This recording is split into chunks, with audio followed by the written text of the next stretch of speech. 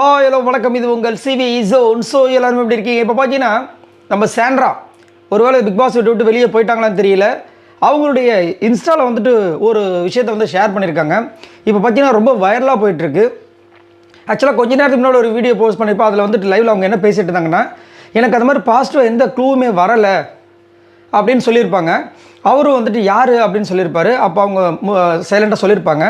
எனக்கும் ஒன்றும் புரியல, என்னடா இது ஏதோ சொல்கிறாங்களே அப்படின்னு. ஏன்னா நானுமே என்ன கால்குலேட் பண்ணேன்னா, சாண்ட்ரா வந்து இந்த பணப்பட்டி எடுப்பாங்க அப்படின்னு. ஏன்னா அவங்க வர்றதுக்கு முன்னாடி அவங்களுக்கு ஃபினான்ஷியலாக எவ்வளோ பிரச்சனைகள் இருந்துச்சுன்னு பிரஜனும் சொன்னாங்க, சாண்ட்ராவும் சொன்னாங்க. ஸோ இப்போ இவ்வளோ பெரிய பிரச்சனையை மீறி இவ்வளோ தூரம் வந்துட்டாங்க சாண்ட்ரா. ஸோ போகும்போது அந்த பணப்பட்டி எடுப்பாங்க அப்படின்னு நினச்சிருந்தா அங்கே வந்து அவங்க எடுக்காமல் வந்திருப்பாங்க.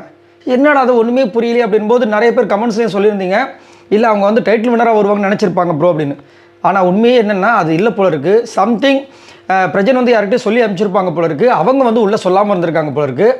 அதை தான் வந்து அவங்க சொல்லியிருக்காங்க போல இருக்குது. ரொம்ப கொடுமையாக இருக்குது. ஏன்னா அவங்களுடைய ஸ்டோரியை பார்க்கும்போது ரொம்ப பாவமாக இருக்குது. அவங்க என்ன போட்டிருக்காங்கன்னா, ஆதிரி அண்டு நம்ம அரோரா இவங்க இருக்கிற ஃபோட்டோ போட்டு கீழே வந்து என்ன சொல்லியிருக்காங்கன்னா, ஒருத்தவங்களோட ஃபினான்ஷியல் ஃபேஸ் ஆஃப் லைஃப்பில் யூ கைஸ் பிளேட் அப்படின்னு போட்டிருக்காங்க. ஃபினான்ஷியலாக வந்து ஆல்ரெடி நம்ம வந்து பிரச்சனைகள் இருக்கும், அதில் நீங்கள் வந்து விளையாண்டுருக்கீங்க. இதில் என்ன அன்பு கேங்குன்னு வேறு நேம் வேறு, இதில் இந்த மாதிரி பண்ணிவிட்டு இதில் வேறு உங்களுக்கு அன்பு கேங்கு பேர் வேறு. இந்த வேர்டு அன்புக்கு அர்த்தம் தெரியாத நீங்கள் அப்படி போட்டு கனி, ரம்யா, பிரவீன், திவ்யா. இதில் Divya wow what a sister you are. இதில் திவ்யான்னு போட்டு திவ்யா நீங்களே என்ன ஒரு அழகான சிஸ்டர் இல்லை. ஏன்னா பிரஜன் வந்து சொல்லியிருப்பாங்கல்ல நேற்று கூட, அதை சொல்கிறாங்க. இதில் you consider her true sister. உங்களை வந்துட்டு அவர் வந்து ட்ரூ சிஸ்டராக வந்து கன்சிடர் பண்ணாங்க. சாங்கை இன்டைரக்டாக வேறு பாடியிருக்கீங்க. Mocking Sandra great. மணியோட வேல்யூ உங்களுக்கு எப்படி தெரியும்?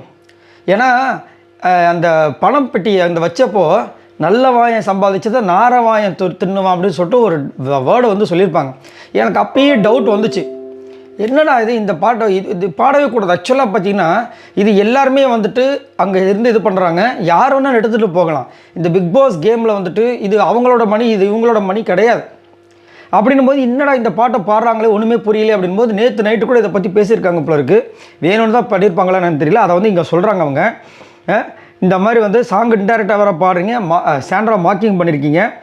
அதுக்கப்புறம் உங்களை எப்படி வந்துட்டு மணியோட வேல்யூ தெரியும். அதுக்கப்புறம் always hate it in your lifetime. அது உங்களோட அதான் உங்களோட லைஃப்பில் வந்து அதெல்லாம் பணம்லாம் அதிகமாக இருக்கும்ல. அப்புறம் உங்களோட ஃபேமிலி ஃபினான்ஷியல் எல்லாமே வந்துட்டு நல்லா தானே இருக்குது, ஹெல்த்தியாக இருக்குல்ல, எங்களை மாதிரி கஷ்டம் இல்லைன்ற மாதிரி சொல்கிறாங்க. அதுக்கப்புறம் உங்களால் வந்து அந்த பணத்தை வச்சு பிஆர் கூட வாங்க முடியும். Nepo kids can even erase their அப்படின்ற மாதிரி வந்து போட்டிருக்காங்க. அதாவது நெப்போ கிட்ஸ்னால் கூகுளில் போட்டு பார்த்தேன் என்ன சொல்கிறாங்கன்னா, ஃபேமிலி, அதாவது இன்ஃப்ளூயன்ஸ் பெரிய ஆட்களோட ஃபேமிலி குழந்தைங்க அப்படின்ற மாதிரி வந்து போட்டிருக்காங்க. எவ்வளோ கொடுமையாக இருக்குது. நான் நினச்சேன் அப்பயே, என்னடா அது இப்போதைக்கு பணம் தேவை அதிகமாக இருக்கிறது கானா வினோத் அவர்கள், அதுக்கப்புறம் நம்ம சாண்ட்ரா அவர்கள். மற்றவங்க யாருமே காசை பற்றி போடலை, சரிங்களா? மற்றவங்க எல்லாருமே ஓரளவுக்கு வெல்லாக இருக்கா அப்படின்ற மாதிரி தான் இது வரைக்கும் சொன்னாங்க. அதே மாதிரி எனக்கு காசு பிரச்சனை இல்லைன்றதா, அதாவது காசு பிரச்சனை இல்லை சொல்கிறத விட பிரச்சனை இருக்குன்னு யாருமே இது வரைக்கும் சொல்லலை. வாய் திறந்து சொன்னது சாண்ட்ரா அவர்களும் பிரஜன் அவர்களும் நம்ம கானா வினோத் அவர்கள் தான். கானா வினோத் அவர்கள் இப்போ வந்து சாண்ட்ரா அவர்கள் எடுத்திருந்தாருன்னா கானா வினோத் உள்ள இருந்திருப்பாங்க, கண்டிப்பாக அவர் டைட்டில் வினராக வந்திருப்பாங்க. ஸோ இதை வந்து பிரஜன் மேபி சொல்லியிருப்பாங்க போல இருக்குது, அதை வந்து இங்கே சொல்லாமல் விட்டுருக்காங்க போல இருக்குது. கொடுமையாக இருக்குது. அந்த அன்பு கேங்கில் தான் வந்து யாரோ ஒருத்தவங்க பண்ணியிருக்காங்க போல இருக்குது. என்னத்த சொல்ல. சரி, இதை பற்றி உங்களோட கருத்து சொல்லுங்கள். அதான் ரொம்ப கொடுமைங்க. ஏன்னா உண்மையாக சொல்லப்போனால் சாண்ட்ரா வந்து ஆமாம் சாண்ட்ராவோட விஷயங்கள் கொஞ்சம் நெகட்டிவாக தான் போச்சு. ஆனால் இந்த சீசன் 9 பொறுத்த வரைக்கும் ஸ்டார்டிங் வந்து திவாகர், அதுக்கப்புறம் ஃபுல்லாக பார்வதி போனதுக்கப்புறமா சாண்ட்ரா, இப்படி தாங்க முடிஞ்சிருக்கு. ஏதோ ஒன்று பண்ணியிருக்காங்களே. ஸோ பாசிட்டிவாக நெகட்டிவ் ஏதோ ஒரு விஷயங்கள் போயிருக்கு. ஆனால் போகும்போது இந்த மாதிரி ஒரு சம்பவத்தை அனுபவிச்சுட்டு போகும்போது எவ்வளோ கொடுமையாக இருக்கும்ல. இதை பற்றி உங்களோட கருத்துக்களை சொல்லுங்கள். பாய் நண்பர்களே.